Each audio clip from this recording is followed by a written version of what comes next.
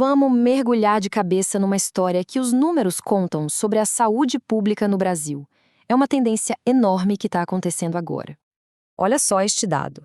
Entre 2019 e 2022, a venda de antidepressivos e estabilizadores de humor simplesmente explodiu no país. Foi um aumento de 36%. É muita coisa. E se a gente olhar para algumas regiões, esse crescimento foi ainda mais dramático. No Nordeste, por exemplo, estados como Bahia e Maranhão viram um salto de mais de 50%. Isso não é algo que aconteceu do nada, sabe? É um movimento que já vinha crescendo e que com a pandemia foi acelerado de uma forma bem significativa. Agora, tem um detalhe aqui que chama muito atenção. Apesar desse crescimento ser nacional, mais da metade de todas as vendas de medicamentos controlados se concentra em uma única região, o Sudeste. Isso tudo levanta uma questão fundamental. O que esses números estão dizendo de verdade? Será que é simplesmente a história de mais gente conseguindo a ajuda que precisa, ou tem algo bem mais complexo acontecendo por trás?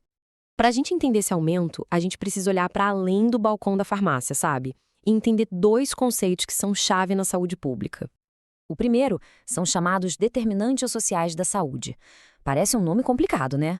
Mas a ideia é bem simples. As condições em que as pessoas vivem, desigualdade, pobreza, falta de oportunidades, impactam diretamente a saúde mental de todo mundo. E aí entra o segundo conceito, que é a medicalização. Basicamente, é a tendência de olhar para esse sofrimento, que muitas vezes tem raízes sociais, e tratá-lo principalmente como um problema médico. Um problema que um comprimido pode resolver. E isso aqui ilustra perfeitamente as duas abordagens diferentes, né? De um lado, um caminho que busca atacar as causas do problema, com terapia, com apoio social. Do outro, um que foca em medicar os sintomas. Então, vamos ver o que acontece no mundo real quando a medicação se torna a principal e às vezes a única forma de tratamento.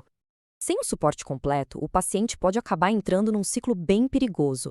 Pensa assim, o remédio é prescrito, mas sem terapia junto. A pessoa, por algum motivo, para de tomar de repente, sem orientação médica. O resultado, o transtorno original pode piorar, ou então aparecem os terríveis sintomas de abstinência. Os impactos disso, tanto clínicos quanto sociais, são muito sérios. A gente está falando desde o risco de síndromes de abstinência graves, passando pelos perigos da automedicação, até transtornos que acabam virando crônicos. E tudo isso, claro, reforça aquele estigma social que a gente tanto luta para combater. E esse problema todo fica ainda maior por causa da imensa desigualdade geográfica que existe no sistema de saúde brasileiro. Lembra daquele aumento gigante nas vendas que a gente viu lá no Nordeste? Pois é justamente lá, na mesma região onde o consumo mais cresce, que o acesso ao suporte profissional especializado é um dos mais baixos do país. É uma contradição gritante. E esse problema, na verdade, é nacional. Olha que número chocante. 70% dos municípios no Brasil não têm um único centro de atenção psicossocial, o CAPS, que é a base do atendimento público. Então, com um cenário desses, a grande questão é: como a gente conserta isso?